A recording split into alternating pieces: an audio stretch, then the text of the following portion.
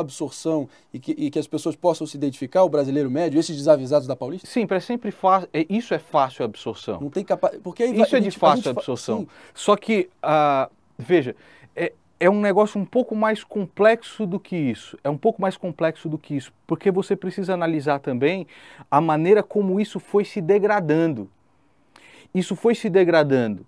Pátria, família, etc. Isso são coisas boas. Deus, coisa boa. Religião, claro, são coisas boas, são conceitos. Agora você tem que ver como ele usa isso como moeda política de uma maneira perversa. De uma maneira perversa não só para se esconder por trás das coisas, né, dos malfeitos, sim, que ele faz, mas de uma maneira, cara, a perverter também a própria noção da fé que as pessoas têm. Porque foi criado por trás dele, tem até um livro do Iago Martins chamado A Religião do Bolsonarismo. Esse livro é muito bom. Foi dada a ele, quando ele escapou lá da facada, uma aura messiânica. Isso.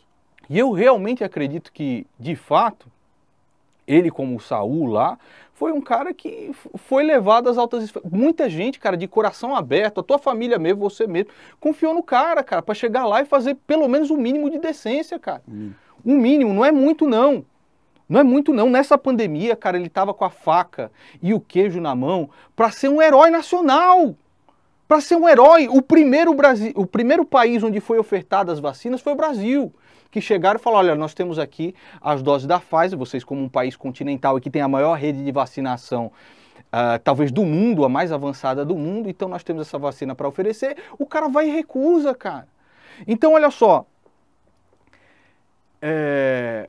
eu lembro que quando a gente estava lá comendo a famosa pizza lá em casa... A famosa pizza.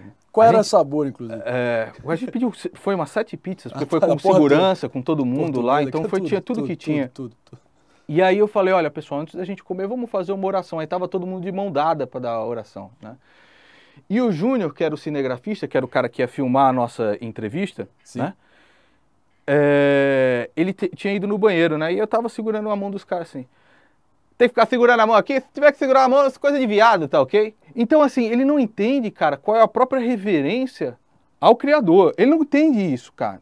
Não entende, né? Para ele, cara, o Criador, para ele, a força máxima do universo, ao qual eu, você, todos nós vamos prestar contas quando nós morrermos, vamos ter que prestar contas. Vamos ter, por tudo que nós fizemos. Para ele, não existe, é simplesmente uma moeda política, cara. Então você acha que ele faz uma espécie de apropriação indébita do discurso religioso com ares messiânicos para justificar uma espécie de vale tudo contra o comunismo e contra os esquerdistas? É isso, cara. Isso. Eu vi muita gente na Paulista lá falando que assim, contra o comunismo. Ainda existe esse sentimento? Ninguém fortaleceu mais o comunismo, vamos dizer, ninguém fortaleceu mais o comunismo do que Jair Bolsonaro durante o seu mandato, colocando o cara que deu festa pro Zé Disseu na PGR, que favorece aquele que estiver com a chave do poder na mão, meu irmão. Não interessa se vai ser o PT, não interessa se vai ser Renan Calheiros, ele absorveu o Renan Calheiros há pouco tempo atrás, não interessa se vai ser o Bolsonaro, ele... Aécio também? Aécio tal, não interessa. Ele é um capacho do poder. Então, assim, o que Jair Bolsonaro fez? As leis, cara, ele sancionou as leis que o PT jamais teria coragem de sancionar. Exatamente. Que é a restrição na delação premiada, a restrição na prisão preventiva, até uma emenda do Freixo visando beneficiar o seu filho para tirar o processo dele das mãos do Flávio Itabaiana. O famoso juiz de garantias. Hoje, você pode ver, meu irmão, o comunismo expresso no seu dia a dia, no preço da gasolina, no preço do mercado, no preço de tudo. E Jair Bolsonaro está por cima disso. Até mesmo o projeto de lei, agora esqueci o número, mas o projeto de lei, só você colocar aí, reconhecimento... Vamos botar na tela. Reconhecimento facial. Jair Bolsonaro aprova projeto de lei para reconhecimento facial e tudo mais. Aquilo lá que todo mundo lutava contra, ele foi lá e sancionou também. Deu isenção de visto para chinês, deu isenção de visto para o Catar. O que falta mais para esse povo acordar, cara? E aí os caras reclamam que eu falo palavrão. Mas o que falta mais? O que falta mais, cara? Sabe, você já assistiu, você já leu Revolução dos Bichos. Claro. Sabe quando eles estão lá vendo os porcos ali e falam, nossa, eles estão igual, eu não lembro o nome, Mr. Jones, tal, etc. Estão igualzinho Mr. Jones, estão iguais, fazendo a mesma coisa. É isso, cara. Ele está igual, né? O maior aliado do Lula é o Bolsonaro hoje. O Felipe Moura Brasil, que a gente admira, ele sempre disse, né, cara, falta ao brasileiro capacidade de abstração, de conseguir ver além desses símbolos, Bicho, dessas coisas escancaradas. O brasileiro não sabe o que é a porra da abstração. Você tá falando... Restrição à delação premiada. Aí fica falando, não, o Calcinha aí tá no Maracanã, o Bruno Covas no Maracanã. Cara, o brasileiro é um povo extremamente burro. Extremamente burro. Se você vai pegar os mais altos índices de analfabetismo funcional brasileiro, os mais altos índices de homicídio brasileiro, os mais altos índices de, sei lá, furto e sacanagem e fraude brasileiro. Então, assim, você vai falar, falta ao brasileiro o poder de abstração. Cara, o que você está falando, meu? É lógico. Do que você está falando? É lógico. Então, o discurso fica muito simples. Cachaceiro, fascista. Como é que é? Comunista, fascista. Esses são os fascistas, esses são os comunistas, eu não sei o que lá. Não existe uma análise do que está sendo feito. Lógico. Se o cara chega lá, bicho, e a população, a população evangélica, meu irmão, nesse país aqui, o cara chegou e falou assim, Deus, pátria e família, Deus acima de tudo. Pronto, já virou Messias. Já virou o Messias. Basta você ver, tava Ciro Gomes há pouco tempo com a Bíblia na mão, tá aqui. Tava a Manuela Dávila lá ajoelhada na missa. Tava Haddad ajoelhado na missa. Só que o Jair Bolsonaro teve a sagacidade de incrementar isso dentro do discurso político que é incompatível com a raiz da esquerda. Perfeitamente. A raiz da esquerda brasileira é a destruição da própria religião, porque ela bebe muito do marxismo antigo, do marxismo tradicional e não tanto quanto as pessoas acham da escola de Frankfurt, de um Horkheimer, de um Theodor Adorno, entendeu? Não é tanto assim. É mais o marxismo tradicional. Então, burguês, safado, não sei o que lá, religião entorpece as pessoas e tal. Então, eles iam lá para a missa, mas ao mesmo tempo estavam lá fazendo uma manifestação em prol do aborto. Isso, para o povo brasileiro, é demoníaco. E aí aparece lá um cara que é tão demoníaco quanto que disse que a segunda mulher dele, né, aquela... Ana Cristina Vale, exatamente. É decisão dela aí, abortar aí o Renan. Se ela quiser, aborta aí. O cara desse, brother. E é nessa época também que tinha o discurso dele exaltando o próprio Hugo Chávez, que você insiste em dizer que ele é um tiranete de opereta brasileiro com o Hugo Chávez como talvez a maior inspiração. Povo brasileiro... Acho que no fundo ele ainda tem isso como o desejo maior dele, ser o autocrata tupiniquim. É isso que ele quer. O povo não sabe o que é autocracia, o povo não sabe o que é um tiranete, o povo não sabe o que é nada disso, cara. O povo só quer se ver livre dos grilhões do sistema que o aprisiona.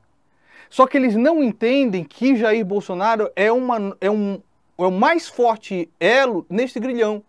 É isso que as pessoas não conseguem entender. Então elas, quando vão pra rua, falam assim, eu autorizo. Você chega lá e pergunta, você autoriza o quê? Eles não sabem dizer. Cara, eu vou te contar um negócio. No dia 7, dois temas sobre o dia 7. Evidentemente que você viu o trecho que ele chama o Alexandre de Moraes de canalha. Sei. Claro.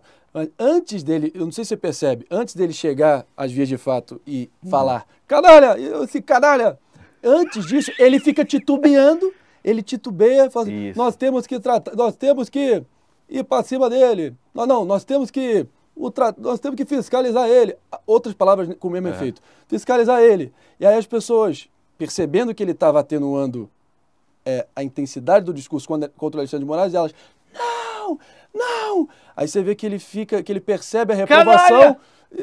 Canalha, porra! Então, isso não está. Isso é um cara que consegue, que se curva. Deixa eu lhe falar uma coisa. Para a turba dele. Deixa eu lhe falar uma coisa. E posso só incrementando o último ponto, duas perguntas em uma. Que é os sequestros dos símbolos nacionais. Para mim, cara, isso é das coisas que mais me indigna, disparado de toda esse descalabro todo que a gente está vendo. São duas coisas para tentar resgatar isso? Bom, primeiro é o seguinte, cara. Jair Bolsonaro, ele vive hoje, cara, em um surto psicótico. Eu lembro que lá por 2019, quando eu não tinha rompido direto, falei, cara, vocês estão indo para um caminho muito errado, tá? O Weintraub me ligava, eu falava muito com a assessora do Weintraub. Tá.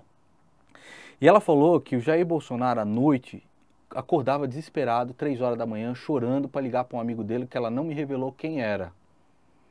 E chorava toda noite, acordava no meio da noite. E eu falava para ela, falava o seguinte, essas mensagens estão até no WhatsApp, inclusive, não vou revelar nada do tipo, mas ela falava assim, Nando, eu não sei o que está acontecendo, eu não sei o que está acontecendo com o presidente, depois do Aras, né? Claro. Então ele é um cara, bicho, que hoje vive, além de o Carlos deve buzinar na orelha dele 24 horas, ele vive um surto paranoico 24 horas por dia. Aquilo que ele viveu no dia 7 era um surto paranoico. Onde quando ele chegou em casa, quando chegou lá no palácio, ele falou assim, caralho, fudeu. O que eu fiz? O que eu fiz? Tanto que ele falou, caralho, fudeu. E aí tava lá o Carlos Bolsonaro com a puta cara de pica-murcha, o que a gente faz? E ninguém sabia o que fazer. Vocês não acham que eu não tenho cara que eu me comunico lá dentro não, cara. E ninguém sabia o que fazer.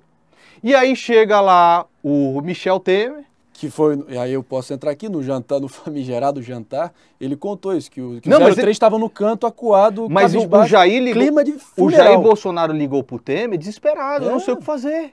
Me ajuda, cara, eu não sei o que fazer. Desabastecimento. Eu não sei o que eu vou fazer, eu me mato, o que eu faço? Ele estava para se matar. Aí o Temer chegou e falou assim, não, vamos lá. Aí chegou pro Alexandre, os caras acham que Jair Bolsonaro ditou os temas para Alexandre de Moraes. O Alexandre de Moraes não queria falar com ele. O Alexandre falou, não vou falar. E se ele escrever uma carta à nação, ele elogiando, pedindo desculpas e que quer a harmonia no poder, que é um grande jurista e tal. Se ele fizer isso, eu converso. E aí ele vai lá e escreve uma carta humilhante. E esses imundos, Alan dos Santos, Bárgada, Bergado, tal, transformam isso em estratégia. A maior arregada, a maior amarelada, a maior canalice que o cara já fez, entendeu? Porque esses caras vão pra cadeia. E ele tá tentando livrar o dele. Ele começou a usar prisão, morte ou vitória. Isso, ele tá tentando livrar o dele. Por quê? Porque o julgamento do foro privilegiado do Carlos Bolsonaro era 2 semanas depois. Exatamente. E aí ele chegou e falou assim, meu irmão... Do Flávio Bolsonaro. É do Flávio Bolsonaro. O meu tá aqui na reta. E você sabe que eu me arrisco falando isso, né? Às vezes quando eu saio de casa, meu irmão, eu fico com medo de um cara tá lá, eu saio